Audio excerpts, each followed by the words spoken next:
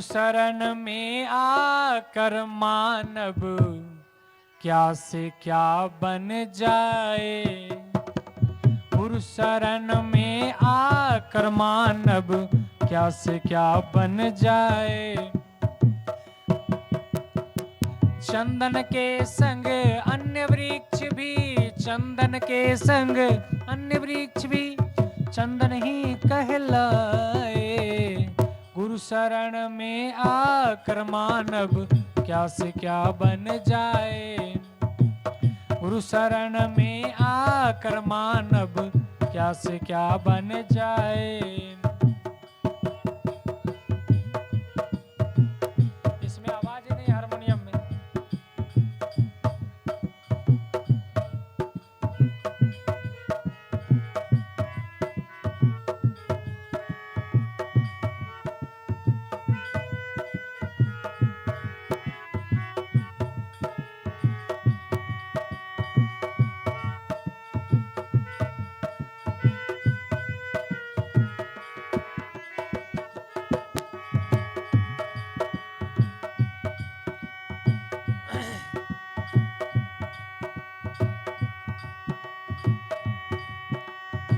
लकड़ी के संग भारी लोहा पानी में तर जाए।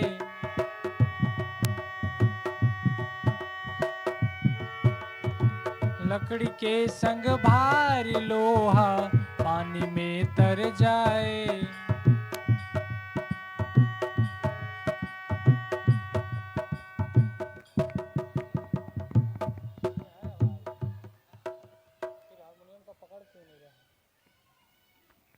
ऐसे रख दीजिए। बोलिए। हालो चेक, हालो।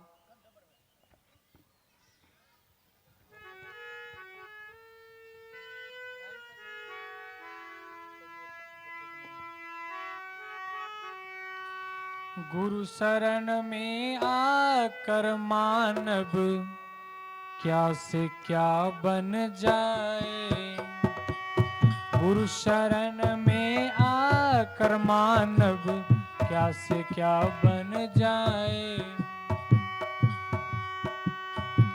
लकड़ी के संग भारी लोहा पानी में तर जाए।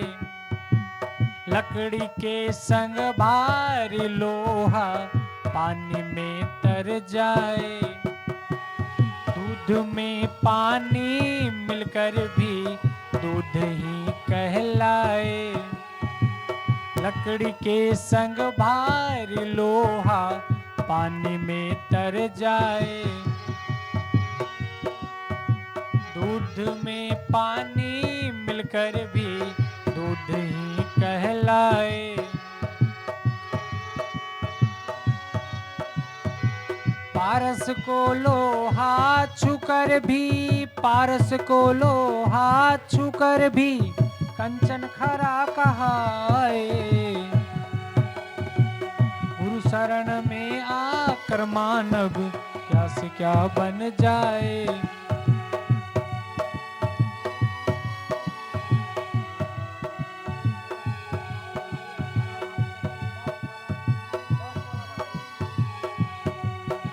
ये वाला सामने वाला, हाँ।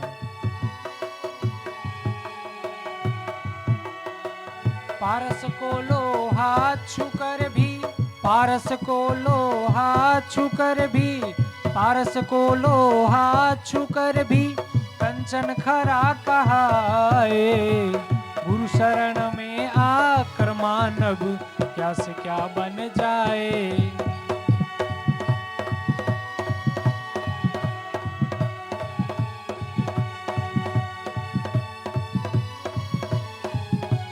गुरु शरण में आकर मानव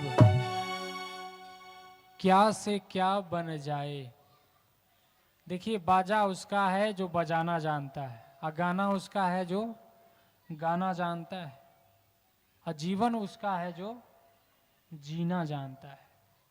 जब ताल घाट सही मिलता है, आए दिनों में जब मैं पहली बार यह और भी जब यहाँ आना हुआ, 2-3 साल से तो आना हो ही रहा है, तो आपसे मैंने कहीं ना कहीं ये बातें, यह मैंने कहा था कि बाजा उसका जो बजाना जानता है।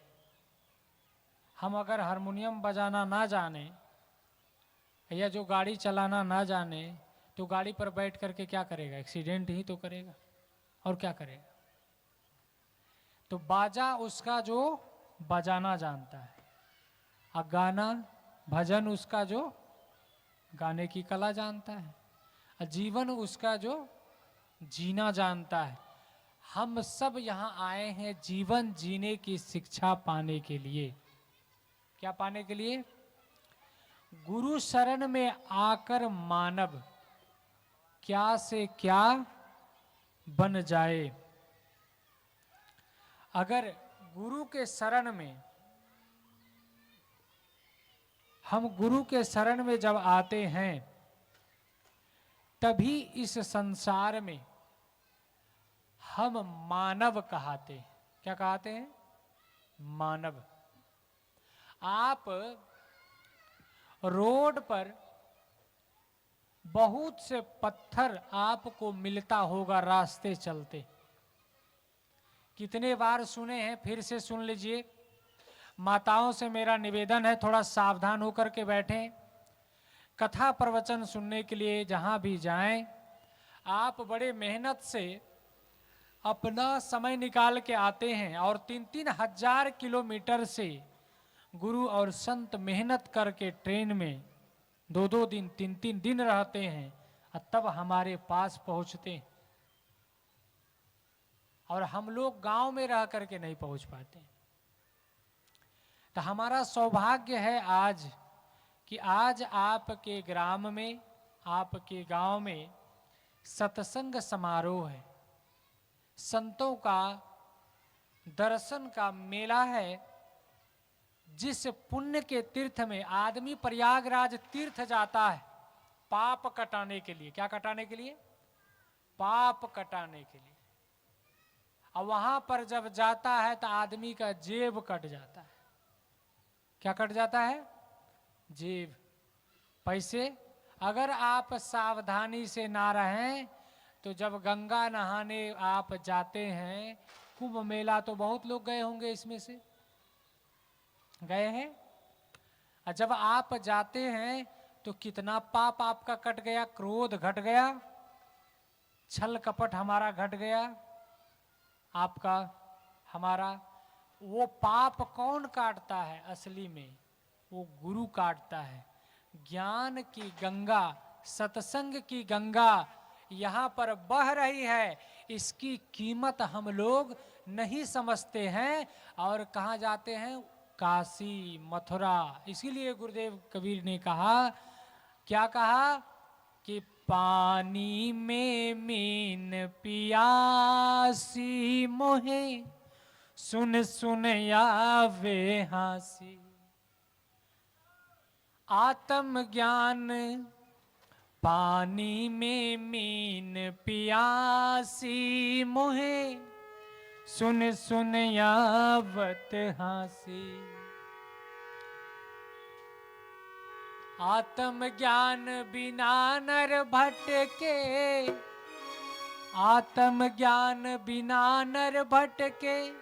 कोई मथुरा कोई काशी, पानी में मीन पियास, मोहे सुन सुन आवत हासी। पानी में मीन पियास, मोहे सुन सुन आवत हासी।